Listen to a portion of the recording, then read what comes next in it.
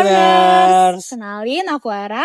Faisal. Kami dari Humas 24 dan di sini kita lagi ada di Kebun Binatang Bandung yang ada di Taman Sari. Nah, kita nggak berdua aja nih. Jadi kita lagi sama Bapak. Siapa, boleh perkenalkan, Bapak?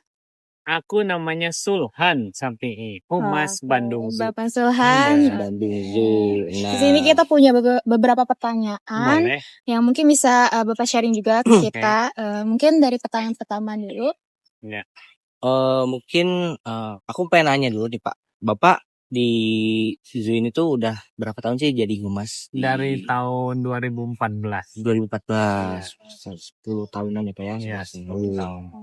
Nah, selama dari 2014 sampai 2025 ini ada gak sih Pak perjalanan itu gimana sih Pak sampai bisa bertahan sampai sekarang gitu menjadi humas di kebun binatang ini? Menjadi humas itu karena hobi. Hobi. Karena dulu aku juga wartawan, terus sekarang masih sering nulis. Jadi masih sering ketemu teman-teman wartawan. Jadi ya asik jadi humas itu. Jadi banyak ketemu wartawan. Relasi gitu. ya. Relasi, betul. Ya. Jadi yang membuat Bapak tertarik tuh di PR ini ya karena itu tadi, sebelumnya karena Bapak pernah menjadi wartawan dan terus sampai sekarang masih menjalin hubungan yang baik bersama teman-teman. Jadi lebih nyaman, sudah nyaman gitu. Betul sekali. Dan kegiatannya dinamis.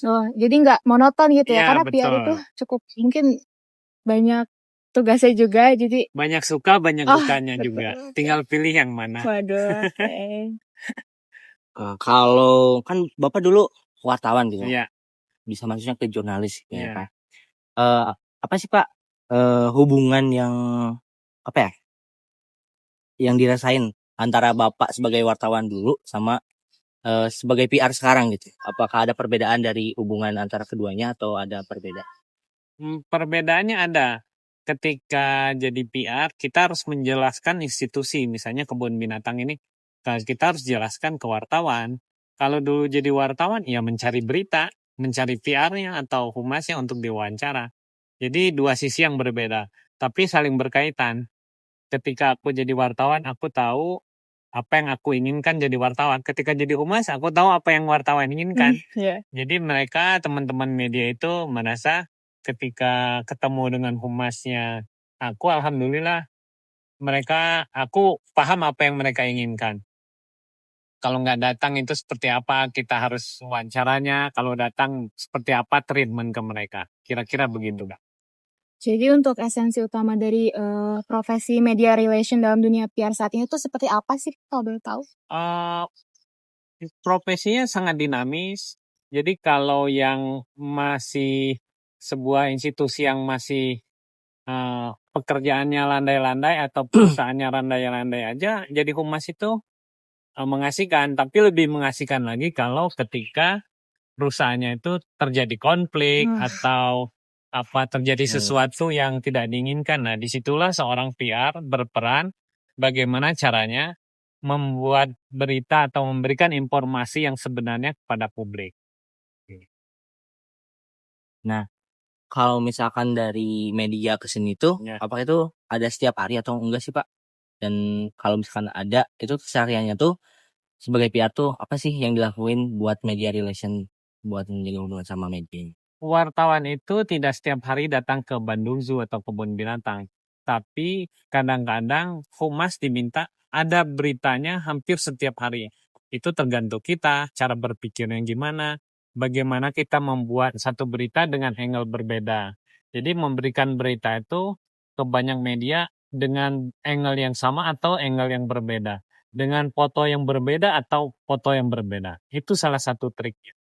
Jadi wartawan tidak perlu tiap hari nongkrong di sini, tapi usahakan beritanya ada tiap hari di media. Itu salah satu trik. Jadi itu salah satu cara buat menjalankan media relation. Kalau nggak datang ke sini. Jadi ngirim berita ke jurnalis. Masih berhubungan sama yang menjalin hubungan dengan jurnalis. Nah, kira-kira tuh keterampilan yang paling krusial yang harus dimiliki oleh seorang public relation tuh menurut Bapak tuh apa aja sih kira-kira? Memahami apa sih keinginan wartawan. Mereka pengen gimana, pengen apa aja, terus kalau ngasih foto-fotonya pengen gimana, harus gimana. Kalau bikin press release harus bagaimana. Kemudian jangan sampai kita butuhnya aja say hello ke wartawan. Giliran nggak butuh jangan baiklah orang mah nggak butuh. Nah ini triknya kalau kita bersosialisasi dengan wartawan, usahakan mengetahui nama lengkapnya, panggilannya, nama keluarganya di mana tinggalnya, sampai ke ulang tahunnya kapan. Kira-kira begitu. Oke, supaya lebih dekat secara Iya, emosional betul, gitu lebih ya, dekat. Pak. Jadi hubungannya bukan hanya pekerjaan, tapi Iya. sudah pertemanan. Iya, betul. Nah, itu pun bisa jadi cara buat ngasih kepercayaan ke mereka juga ya, Pak. Betul. Jadi Biar lebih kita intens juga. jangan sampai geningan ayah butuh nawe ke Mhm. urang. Sampai BTB gini, begitu. Pak. BTB gini. Butuh-butuh. Oke, mungkin bisa diceritain lagi pengalaman yang paling berkesan tuh apa sih Pak kalau lagi berinteraksi dengan jurnalis gitu selain tentang pekerjaan mungkin? Oke. Jadi di waktu COVID tahun 2000 dan 2021, Bandung Zoo itu jadi motor pencari dana untuk seluruh kebun binatang se-Indonesia. Di situ kita mulai berkegiatan dengan wartawan, mengundang wartawan, kemudian berkomunikasi dengan mereka. Karena kebun binatang seluruh Indonesia tutup. Karena COVID kan keramaian tidak boleh, jadi semuanya tutup. Padahal satwa atau hewan tidak boleh puasa. Disitulah seorang PR diuji bagaimana dia harus pintar strateginya, membuat berita, kemudian mengundang teman-teman wartawan. Dan dulu zaman COVID itu 2020 dan 2021 itu, yang datang ke kebun binatang itu bukan hanya wartawan lokal, wartawan asing yang dari mana-mana itu datang ke sini untuk menginterview kita, kebun binatang ini, untuk memblow up apa sebenarnya yang terjadi. Itu yang terjadi. Dan itu seru banget. Wah, seru. Menarik ya. Iya. Ini udah kejauh deh. Dan donasinya kita dapat hampir 5 miliar loh. Waduh, 5 miliar. banyak 5 banget. miliar. Kira-kira donasi itu Banyak banget didapatkan dari apa ya? Macam-macam. Membuat PR campaign atau apa gitu? Karena kebun binatangnya ditutup, kan artinya penghasilan tidak ada. Iya. Nah, itulah kita mulai menginformasikan kepada publik, kami ditutup, padahal satwa kami tidak ada yang berpuasa. Kalau berpuasa, itu akan lewat. Yang puasa itu paling buaya, 2 minggu sekali makannya. Nah, itu alhamdulillah kita dibantu banyak teman-teman, termasuk salah satu sahabat kita, Kang Alsat, yang bikin kegiatan di sini.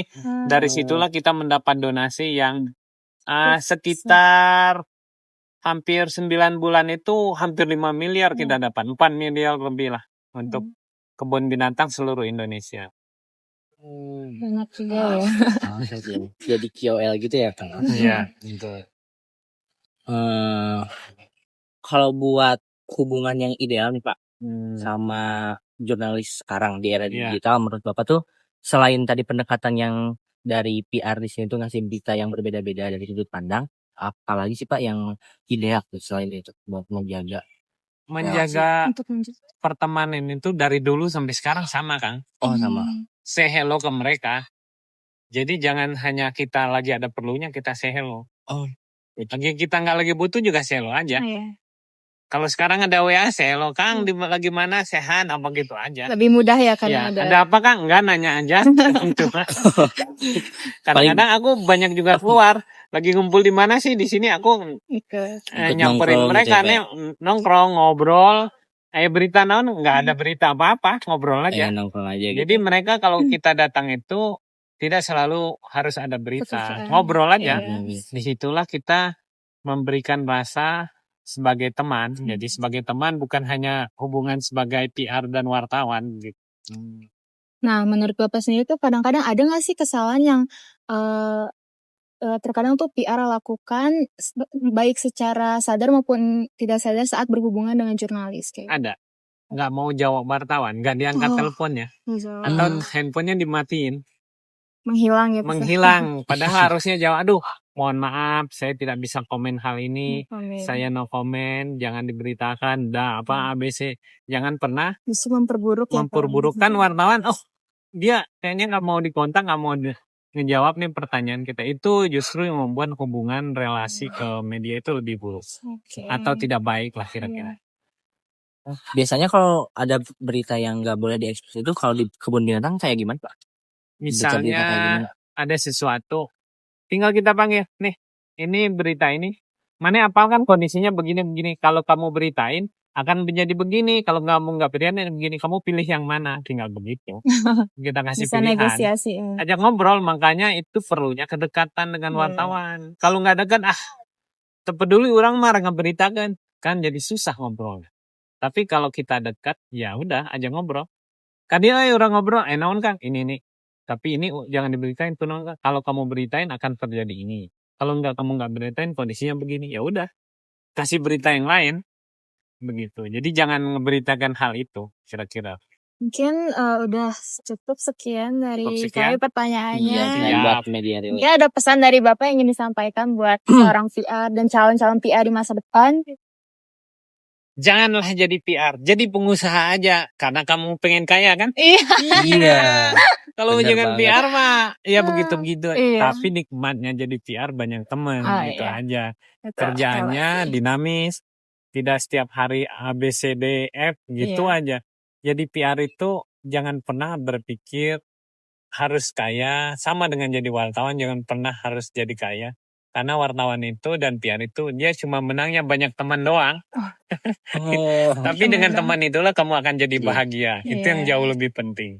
Oke, terima kasih teman-teman. Relasi. Dari Mas Isal mungkin ada pertanyaan seputar hewan-hewan di sini. Kalau boleh tahu kira-kira ada berapa jumlah hewan di sini, Pak? Kita punya hewan sekarang tuh 710 hewan. 710 hewan. Ada karnivor. Karnivor tuh yang makan daging. Iya. Kucing besar. Kucing besar tuh macan. Kucing besar tuh Harimau. harimau Benggala, harimau Siberia, harimau Sumatera, kemudian singa. Kita aja juga ada macan tutul. Itu kucing besar. Kalau kucing kecilnya yang meong-meong itu. Tapi ada juga banyak lagi. Ada liar tapi Iya. itu nggak kita kasih makan. Hmm. Nah, terus ada lagi kita satwa yang paling besar itu ya gajah. Kita punya 2 ekor gajah.